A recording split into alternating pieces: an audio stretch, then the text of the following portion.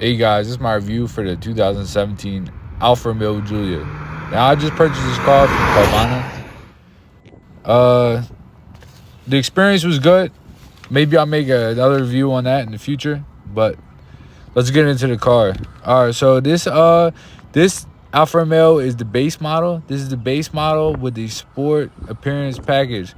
So the front rear bumper, the rear bumper have like a diffuser styling on it, and paddle shifters and sport pedals and 18-inch wheels, so it's 18 by 8.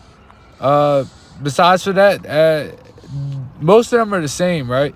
So you got the base, you got the TI, you got the Lusso, you got the, what else you got? TI Sport, TI Carbon. It's all extra features. These cars have so many options you could get for them. A few different type of wheels. It's like it's all what you want, like how you want your car to look. So when you're out there shopping, like, this review is mostly like, I want to target this towards the people that are going to buy it used, right? Because I looked at a lot of reviews and they kind of, there's very good ones, but there's some that don't really like appeal to what I'm looking for. You know what I'm saying? Like they're approaching it from details that I'm not really interested in. I'm not interested in all the little extra shit. I just kind of want to get into, like, how does the car handle? How does it perform? So let's get into that. All right, guys. Where this car shines the most is the 50-50 weight distribution. So that means it's like 49.8 in the front and 50.2 in the rear.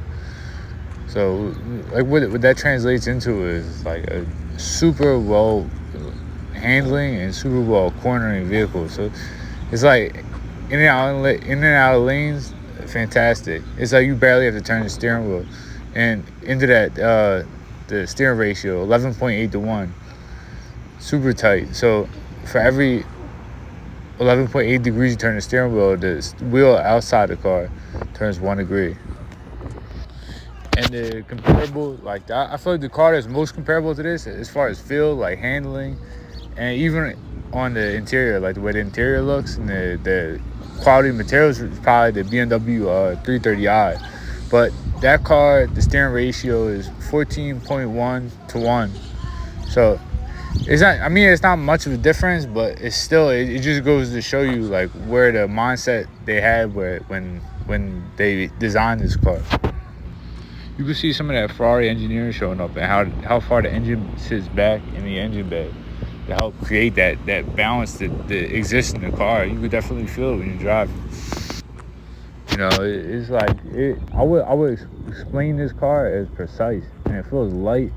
It's sort of low to the ground for a stock car, and you don't really feel it lean too much into a corner. It doesn't lean at all. It kind of like sits flat around a bend, around a corner. You know, like spirited driving, on ramp, off ramp at a highway. You know, you gotta have fun and really get on the gas there. Take advantage of the engine's power or torque. There's also something to be said about the braking on the car. It's like when you the first time you drive it, second time, third time, it's gonna feel like crazy touchy. It's gonna be a little herky jerky. I felt like for me that's how it was, at least. I'm not used to that, you know. I come from Honda, so it's different. But that just adds to the control that you have over the car, it being that touchy. And there are Brembos up in the front. You can check the window sticker I put in the video. All right, now we're going to talk about the engine. The engine is 280 horsepower, 306 foot-pounds of torque. It's a single overhead cam, inline 4-cylinder with a turbo. If there was anything special to say about this engine, I would just say it's very torquey, but it does rev nice. There is like a bit of turbo lag, but once it gets into the power, you're in the power, and it picks up the revs very quickly. The rev limit on this engine is at 5,500 RPM, and that's not something you worry about with like automatic mode. Like that, it's just for itself. But in manual mode, shifting with the paddles, it feels kind of low. But I know that like the race mode and the race mode tune is in the ECU. If you get the selector switch, it picks it up, I think, another 500 or 1,000 RPM. So that definitely helped. But it's still not like the rev limit is too low. You don't get the power out of the engine. I think that this transmission does an amazing job of letting you use what the engine has to offer. This transmission does a great job of letting the engine use its power and use the RPM range. And I say that because if you're driving with like some sort of enthusiasm, right, and the RPMs are going up, it'll hold that gear for a little bit. Like it doesn't immediately shift up. Like it doesn't like. So with it holding that gear for longer, it's staying in the boost for longer. You're avoiding falling out of boost basically. It's like it has like a very manual feel to it, and that's also going to help you in and out of corners and turns. Now that's with dynamic mode, and dynamic mode in with the shifter in just drive automatic is it's very similar. I mean, it still does. It shifts much earlier, especially if you're just cruising around. It shifts much earlier, as it should, because you don't, like the higher the revs go up, the less your gas mileage will be, the more gas that engine is going to use, right? So if you just cruise around, it's fine. I always leave it in dynamic mode, but I have driven it in natural mode, and then the other one is advanced economy. But I feel like advanced economy is way too slow. It's not even, it's like almost like struggling to keep up with traffic. I guess it's fine. Say I want to go on a road trip, trying to save as much gas as possible, will be fine. But if you're cruising around, natural is great.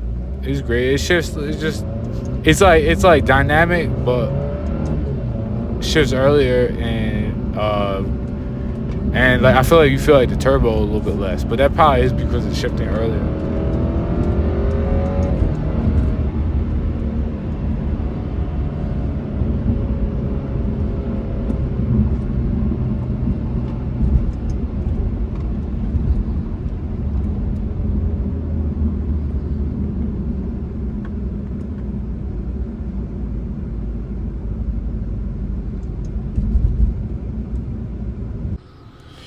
The way the interior feels is very like BMW-ish. That's who I would probably compare it to the most. All right, so you got the A, B, C, and D pillar, right, in the front. The C pillar is definitely right in your line of vision.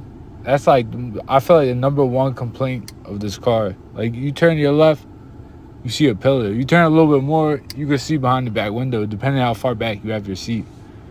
But to me, I kind of like how it feels. I feel like I'm locked in. Like, it feels like I'm in like a race car. I don't know if that's like credible, but that's how I feel. But there's no complaints. There is some weird shit like that, right? The C pillar right in the way, and then the windshield wiper. It's like a stalk, right? You pull it up and it swipes once. You pull it in, it squirts and it swipes. And then, but there's no like, it's like a switch that turns the wiper on and off.